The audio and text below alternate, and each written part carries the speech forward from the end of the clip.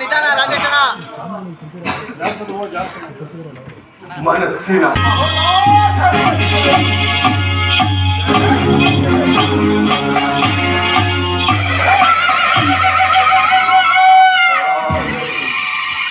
ಆದರೆ ನನ್ನ ಆಸೆ ಆಕಾಂಕ್ಷೆಗಳೆಲ್ಲವೂ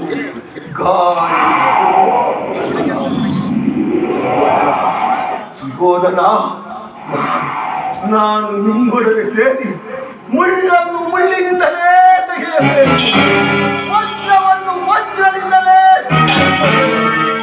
ಮೋಸಗಾರರನ್ನು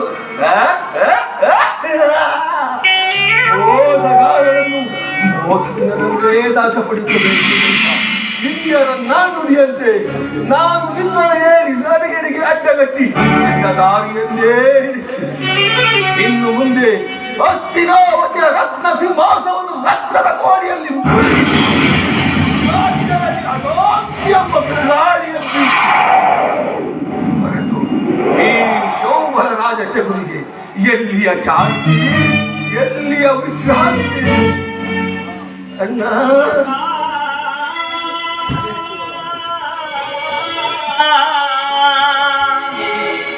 ಶಕುನಿಯಣ್ಣ,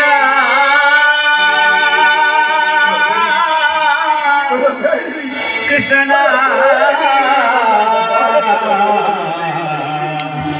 ಕೃಷ್ಣನ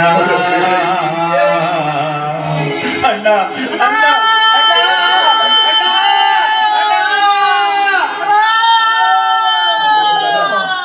ನಿನ್ನ 99 ಮಂದಿ ಸಹೋದರರು ಉಂಡಗಳಿಂದ ನರಕದಲ್ಲಿ ವಿರಾಜನ ಮಾಡಿಸಲು, ನರಕದ ಭಯಂಕರ ಹಿಂಸೆಗಿಂದಲೂ ಈ ಶಕುನಿಯಿಂದ ನಿನಗಾಗುವ ಹಿಂಸೆ ಅತಿ ಭಯಾನಕವೆನಿಸುವುದು. ತಾಯಿಯ ಕೈಯಿಂದ ತಾಯಿಯು ಪುತ್ರ ಶೋಕದಿಂದ ಧರಿಸುತ್ತ ಹಿರಿಯರ ರಕ್ತದಿಂದ ಕಳಂಕಿತನಾಗಿ ನಿನಗಾಗಿ ಪಾಪಿ, ನಿನಗಾಗಿ ಒಂದು ನಿಟ್ಟುಸಿರನ್ನು ಬಿಡುವುದಿಲ್ಲದೆ ನರಕದ ಮಾರ್ಗವನ್ನೇ ಇಳಿಸಿ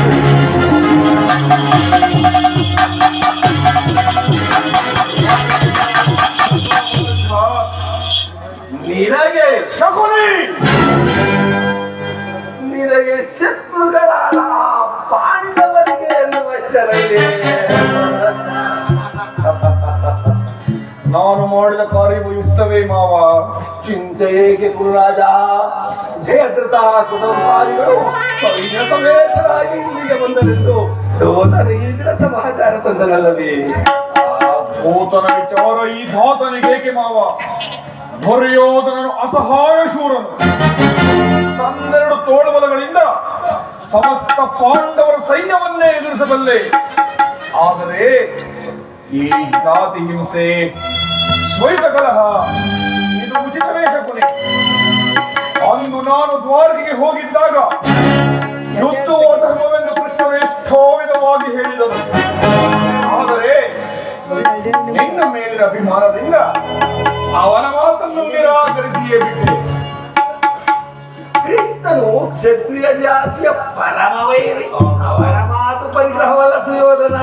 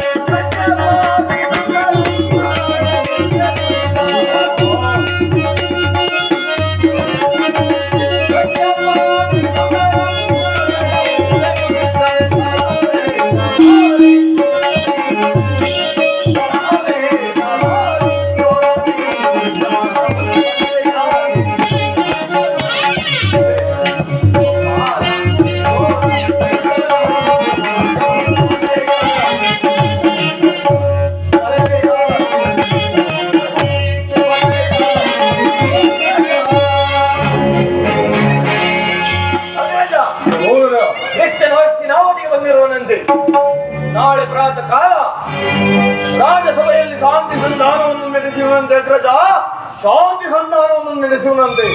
ಏನು ಕೃಷ್ಣನು ಹಸ್ತಿನಾವತಿಯಲ್ಲಿ